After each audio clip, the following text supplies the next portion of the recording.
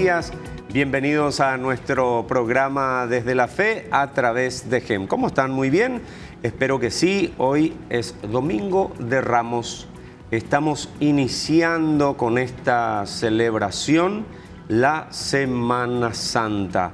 Y queremos describir un poco el contexto histórico de esta celebración, escudriñar un poco desde la Sagrada Escritura qué significa este día de Domingo de Ramos. Y hoy está con nosotros el reverendo padre Víctor Luis Cabañas. Él es doctor en Teología Bíblica.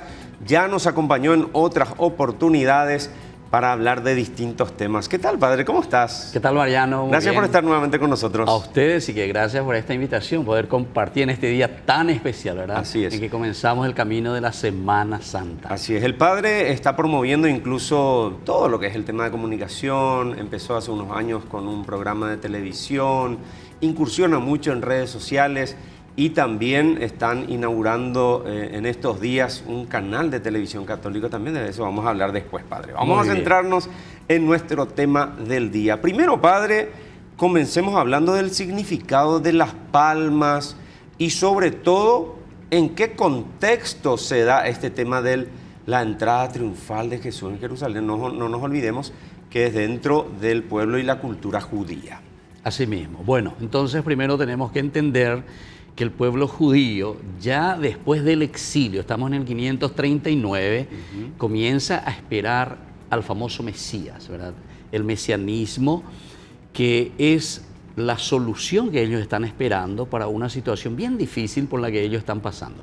Hablamos de una situación política, social, económica, porque siempre la religión responde, ¿verdad?, al contexto cultural histórico, ¿verdad? Y entonces, como todos los reyes que pasaron en el tiempo de Israel no le dieron la solución, se encuentran en el exilio y desde ahí comienzan a esperar al Mesías. Es decir, a un rey que se ponga los pantalones y que valga la pena, que nos saque de esa situación tan difícil. Un rey que ya no defraude, ¿verdad? Exactamente, así mismo. Como nosotros hablamos de un presidente que valga la pena y así sucesivamente, ¿verdad? O sea, buscando a alguien que dé solución, ¿verdad? Y entonces eso es el Mesías, el ungido. Mesías en hebreo quiere decir el ungido, el que es llamado justamente por Dios, porque ellos miran desde un aspecto religioso, ¿verdad? Entonces ellos no están separando la parte política del aspecto religioso y entonces están esperando.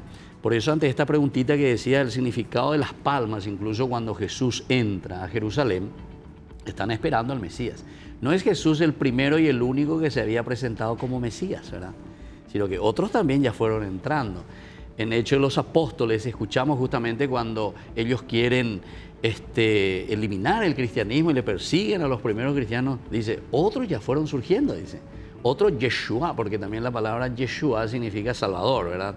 Entonces que vino a presentarse como Salvador, como Mesías, pero dice, o parei. Y entonces, vamos a ver un poco, dejen tranquilo, porque si es de Dios, estamos peleando contra Dios. Y si no es de Dios, o pareíta también, así le dicen, ¿verdad?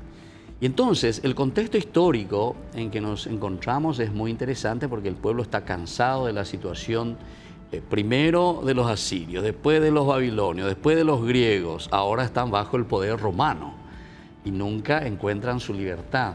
Todos los reyes son reyes más o menos vendidos, ya es bebeya, que nos llegan a dar una solución. Entonces estamos esperando al rey, estamos esperando al Mesías, que venga a salvarnos y a liberarnos.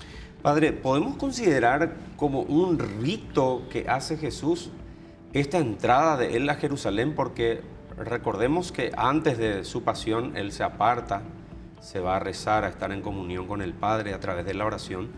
Y luego cuando ya él dice, bueno, llegó la hora, empieza a hacer. ¿Podemos decir que es como un rito necesario antes de la pasión? Bueno, entonces aquí tenemos la primera parte, colocamos el contexto histórico de lo que el pueblo a nivel social, político, económico estaba esperando. Ahora tenemos que ubicarnos entonces en el Evangelio, lo que nosotros celebramos. Exacto. Y esa palabrita que voy a decir, rito, realmente responde entonces ya a una cultura religiosa. Porque tenés que recordarte que el primer Evangelio se escribe más o menos en el año 65-70, Marcos.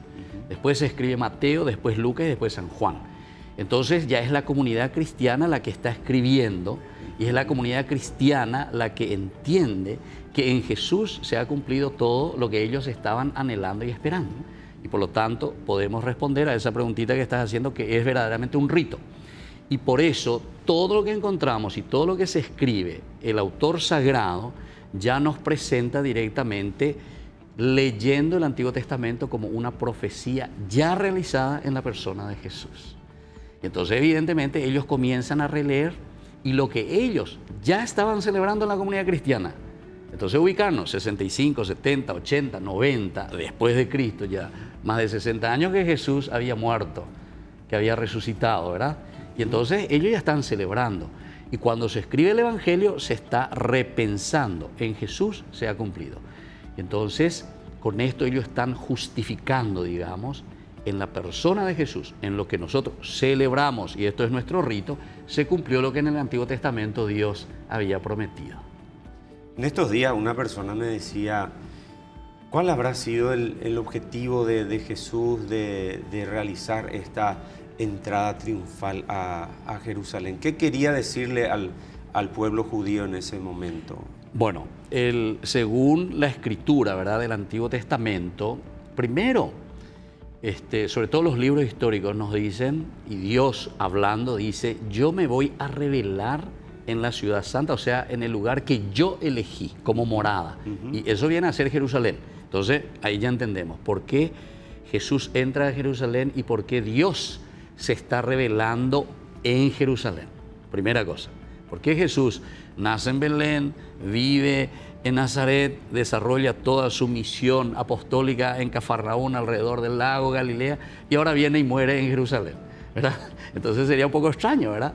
Pero sin embargo, porque justamente según las escrituras, sobre todo, como te dije, los libros históricos hablan cuando Dios directamente presenta, yo me voy a revelar, dice al pueblo, voy a cumplir con las profecías del Antiguo Testamento, de toda esta historia de salvación en Jerusalén.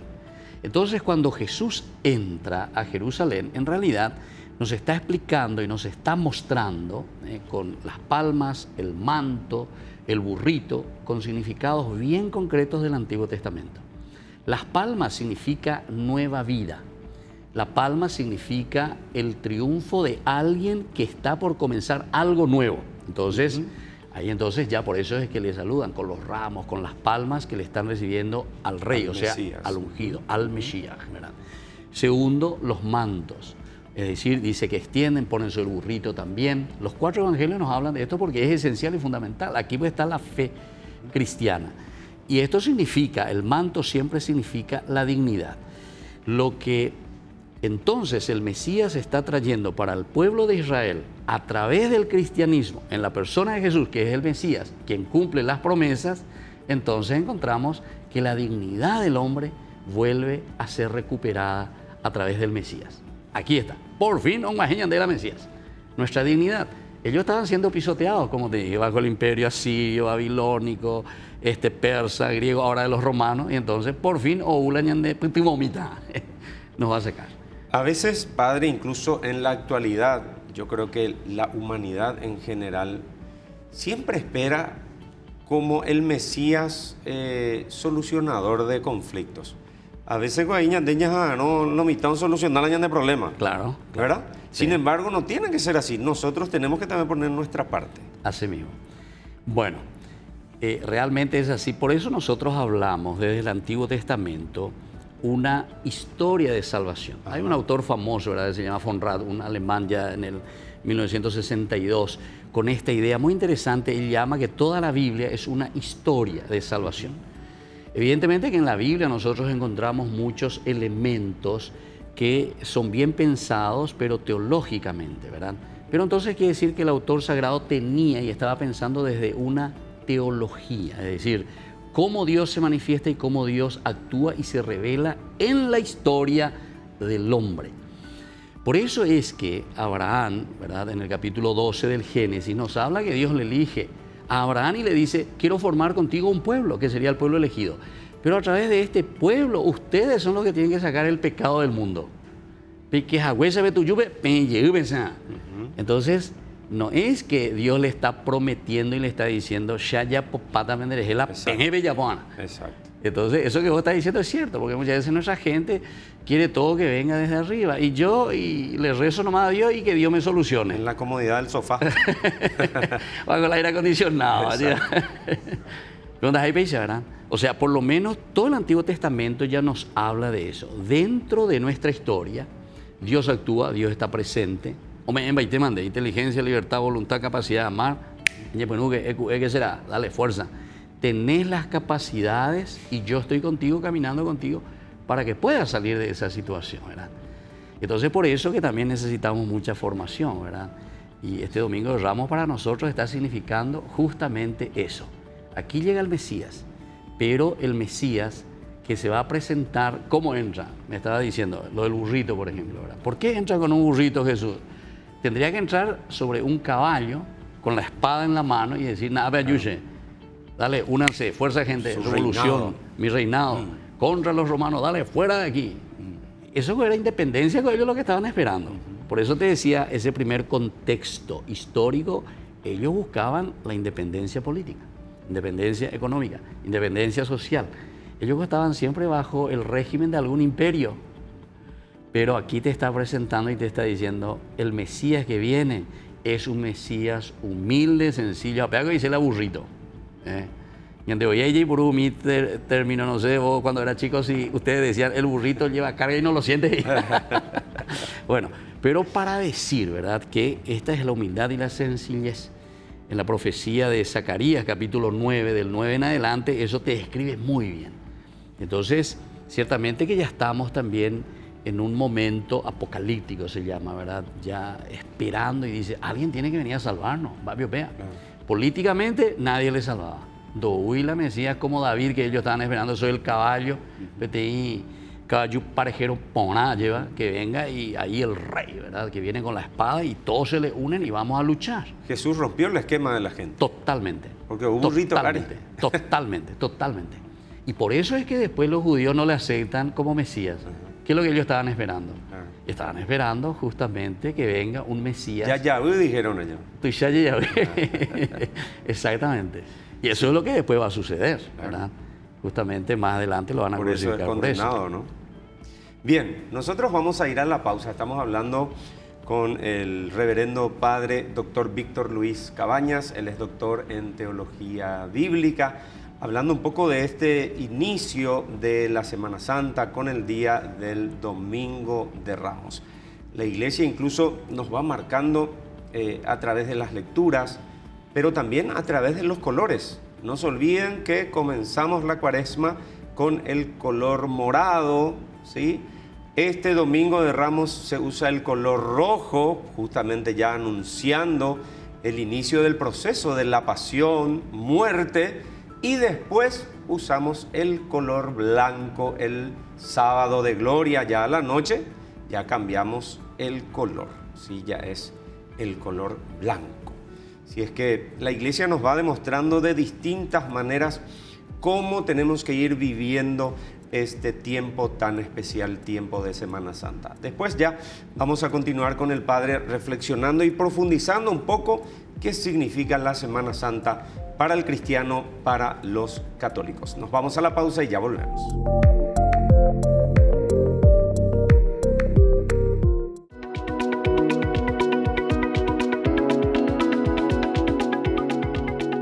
Continuamos en nuestro programa Desde la Fe a través de GEM en este día Domingo de Ramos, día en que comenzamos la Semana Santa. Estamos con el reverendo padre Víctor Luis Cabañas, él es doctor en teología bíblica y hablábamos desde el aspecto bíblico, histórico de este día de Domingo de Ramos. Y padre, hay algo que también siempre me llama la atención, ese pueblo que lo aclamaba, que lo vitoreaba, que decía aleluya, este es nuestro rey. Finalmente, gran parte de ese mismo pueblo que lo aclamaba como rey, lo condena. ¿Podemos reflexionar al respecto, por favor? Sí. Entonces, la primera parte estuvimos hablando de esa pregunta que hacías, el contexto histórico, ¿verdad? O sea, cómo el pueblo le está esperando a este Mesías. El Mesías tenía que venir a salvar al pueblo, ¿verdad? Pero, ¿qué es lo que ellos se encuentran ahora? Ellos se encuentran con un Mesías, entre comillas, vamos a decir, que de cierta manera les está estafando. Eso es lo que ellos en realidad socialmente, antropológicamente, ¿verdad? Políticamente, socialmente le están encontrando a este Mesías. Porque lo aclaman, bendito el que viene, por fin, Oulañan de Rey, el que nos va a salvar, ¿verdad? Pero ¿qué pasa después? Nosotros tenemos ese Jueves Santo y el Viernes Santo en que Jesús es tomado preso, lo llevan, lo condenan, lo golpean, lo flagelan. Entonces, un juzgamiento exprés, dicho sea de paso. Sí, sí, bueno, eso desde el aspecto teológico, sí, ¿verdad? Es un juzgamiento así rapidísimo, porque tienen también sus argumentos, sobre todo los miembros del Sanedrín, que lo quieren llevar y hacerlo desaparecer porque justamente no responde a lo que ellos están queriendo. Eso por una parte, pero también el Sanedrín se ve en la situación de que si es el Mesías, ¿qué va a pasar con todos los sacerdotes? Claro, ¿qué va a pasar con los sacerdotes, con los escribas, con los fariseos? ¿Qué va a pasar con ellos? Van a tener que desaparecer. O mango la Mesías. Sí. Ellos ya no van a tener poder. Ese también es otro problemita. Van a perder su espacio. Ahí mismo. Bueno, ese es un problemita, pero secundario, digamos, ¿verdad? Pero miremos un poco del aspecto teológico que vos estás diciendo. Este Mesías no responde entonces en este momento a lo que ellos estaban esperando y ellos querían que venga, que les salve, que les libere, y le están encontrando. Pilatos le dice, he aquí el hombre, eche uomo, le dice y le presenta ahí frente a la multitud. Recordemos que en Jerusalén, esos días de Pascua, Jerusalén más o menos unas 30.000 personas como ciudad podía recibir. Y ese día de la Pascua, o los 15 días más o menos en que la gente iba girando, que tenían que ir sí o sí a Jerusalén, pasaban más o menos 3 millones de personas. Un pueblito o una ciudad, si querés llamarle a Jerusalén, de 30.000 dentro de los muros. Por eso es que estaban los famosos campamentos alrededor, las caravanas alrededor, pero para venir a cumplir con su Pascua. O sea que mucha gente, y ahí es donde todos se lanzaban y decían, aquí está el Mesías, aquí viene nuestro Salvador. Bueno, pero él les está frustrando. Primero ya entró sobre un burrito, la humildad, la sencillez, viene mi reino. ¿Viste? Ante las preguntas que le hace Pilatos. ¿Tú eres rey? Sí, soy rey. Ok, ande ya pueden comer. Si eres rey, entonces mi reino no es de este mundo. Recordemos que se está escribiendo mucho después, decíamos, del año 70 en adelante. Entonces ya es una reflexión teológica, no una reflexión o un cronista, un periodista que está escuchando. Pilato, ¿qué le vas a preguntar? No es solo relatar los hechos. ¿Verdad? No es relatar los hechos así tal cual, ¿verdad? Entonces, fíjate un poco, le presentan al hombre. ¿Cómo le presentan a este Mesías? Atado, ensangrentado, coronado de espinas, con un manto rojo, así todo cangú, así toda la noche golpeándole, etcétera, etcétera. Aquí está el Mesías, este es el Mesías de ustedes. ¿Qué dicen? ¿Qué responde el pueblo? Fuera ese, fuera, te andas ahí. Entonces le dice, entonces, ¿a quién ustedes le quieren? ¿O a Barrabás o le quieren a este Jesús? ¿Quién es el Mesías para ustedes? Y claro, Barrabás ahí se presenta saltando y, dale pueblo, fuerza, etc. En esa película que habla un poco de Jesús de Nazaret, es interesante cómo le presenta a Barrabás, ¿verdad? Porque él viene y a soliviantar al pueblo. Peisa va a la oricotada. Ese sí que es un revolucionario. Jesús, ¿cómo estaba? Ahí, ¿verdad? Encadenado. Y estaba, entonces, ¿qué clase de Mesías? Ese no es un Mesías para nosotros. Entonces, por eso es que ellos responden. ¿Y qué quieren que haga de este? No sé, hacerle cualquier, crucifícalo. Ahí viene entonces. Y se entiende en la lógica, ¿verdad? Entonces, ¿por qué es que el pueblo después pide que este sea crucificado? Porque no responde a las expectativas nuestras. Y eso también nosotros encontramos que en todo el Evangelio se va mostrando. Porque Marcos, por ejemplo, desde el título, Marcos 1.1 ya te dice que Jesucristo inicia el Evangelio de Jesucristo, Hijo de Dios. Pero dicen, ¿pero qué clase de Hijo de Dios? Este que viene y está así ensangrentado aquí. Más adelante, en el 8:29 de Marcos también, ¿quién dice la gente que soy yo? Y ustedes, ¿quién dice que soy yo? Pedro dice, tú eres el Mesías. Pero Jesús enseguida le corrige y le dice, sí, soy el Mesías, pero atención, el Mesías va a padecer mucho, va a sufrir mucho, va a ser crucificado, va a morir, pero después va a resucitar. No, esa clase de Mesías no queremos. Pedro se enoja. Vamos a permitir. No vamos a permitir. Entonces Jesús, ¿qué le dice? Pedro, detrás de mí será Satanás, tentador. Yo no vine para eso. No me tientes, yo no vengo para ufanarme de un poder político terreno, ¿verdad? Yo lo que vengo es a liberar verdaderamente al pueblo, ¿verdad? Y entonces te das cuenta, estos elementos cuando llega entonces al final, tiene, en la lógica, tiene razón de ser. Porque entonces nos defraudaste, ¿qué será? Vos viniste aquí y te presentaste como el Mesías. Y sin embargo, mira qué está ahora pasando contigo. No estás demostrando ningún poder. Pero eso no solo sucede también ahí con Pilato. En el Getsemaní, por eso que es tan importante ese momento del Getsemaní, cuando van a agarrarle a Jesús, dicen los soldados, ¿qué hace Pedro? Dice que enseguida saca la espada y dice, ya le corta la oreja a uno de los soldados. ¿Por qué? Y porque él pues estaba pensando que ese el momento en el cual ellos tenían que hacer la revolución contra el poder de Roma. Ahora viene el Mesías. Claro, Pedro seguía con ese pensamiento netamente humano, ¿no? Así mismo. Que es la comunidad. Sin comprender realmente la misión de Jesús. Claro. Recordemos que Pedro está respondiendo a la comunidad. En realidad, Pedro cuando está hablando por nosotros. Como nosotros, de cierta manera, le estamos llevando a Jesús o lo estamos teniendo. Entonces, una pregunta muy linda también para nosotros hoy, si vamos a actualizarnos, ¿qué clase de Jesús esperamos, verdad? Que venga a hacer todo por nosotros, ¿qué clase Mesías, verdad? ¿Qué clase liberador? Que venga a hacer todo por nosotros y mucha gente después se enoja y dice, no, ese mismo texto actualizando y contextualizando a nuestra sociedad de hoy, Padre, qué duro mensaje, ¿verdad? Porque a veces rechazamos a ese Jesús Salvador y optamos por el ladrón, por Barrabás. Así mismo. Muchos siguen optando por Barrabás en vez de optar por Jesús. Sí.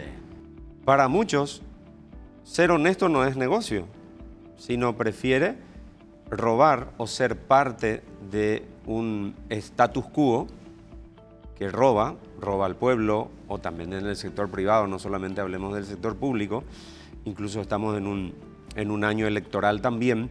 Entonces, traemos ese mismo episodio, digamos, de Jesús ahora, Padre, y ¿y la diferencia?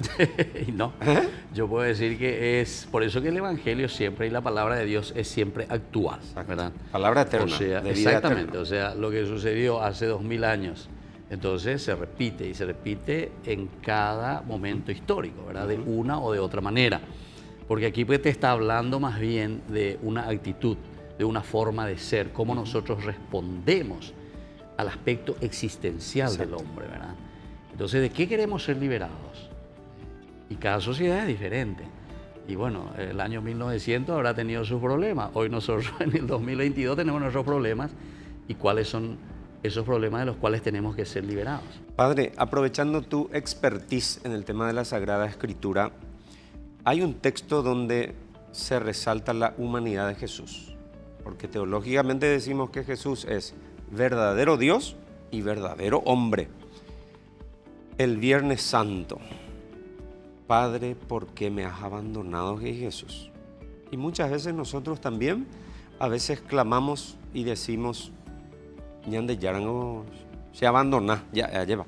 Entonces me gustaría un poco resaltar esa situación y esa figura de Jesús como verdadero hombre. Sí, entonces siempre fue la preocupación de la comunidad cristiana explicar bien que Jesús primero se ha encarnado. Todo el aspecto de la encarnación quiere decir justamente la humanidad de Dios, es decir, que entró a nuestra historia. La salvación se realiza entonces a través de la historia, porque hay un movimiento que se llama el movimiento apocalíptico y el cristianismo nace dentro del movimiento apocalíptico. Por eso había mucha tensión también con el judaísmo, ¿verdad? Porque el judaísmo no acepta mucho la cuestión apocalíptica, entonces lo deja de lado. El cristianismo nace en el contexto apocalíptico y entonces era como que miraban mucho el aspecto de Dios. Entonces es Dios el que viene, el que interviene, Dios el que hace. Sin embargo, con el misterio que nosotros decimos, ¿verdad?, de la encarnación, nos está mostrando directamente, y los evangelios insisten mucho en este aspecto, en la encarnación. Si San Juan leemos capítulo 1, el 14, y el verbo se hizo carne y habitó en medio de nosotros. San Lucas, el anuncio del ángel. Sí, pero yo no conozco varón, que esto, que aquello, ¿cómo va a ser? No te preocupes, ese es el aspecto de Dios, verdadero Dios. El Altísimo con su sombra te cubrirá, ¿verdad? Es decir, por eso el que nacerá será llamado Hijo del Altísimo, ¿verdad? Pero es la encarnación. ¿Entra en quién? En María. Entonces, esto es lo que nos hace entender la encarnación, Dios que entra en nuestra historia, ¿verdad? Y después, ciertamente, que viene ya todo el aspecto teológico. Cuando Marcos escribe, porque es el primero que escribe el Evangelio, comienza con su Evangelio, porque se nota que era un problema ya en la comunidad cristiana, comienza diciendo, inicio del Evangelio de Jesús, el Cristo. De ahí viene el nombre Jesucristo. Jesús, Yeshua, quiere decir Salvador. Quiere decir el aspecto humano de la encarnación. Y Cristo, Kyrios, quiere decir Señor, resucitado.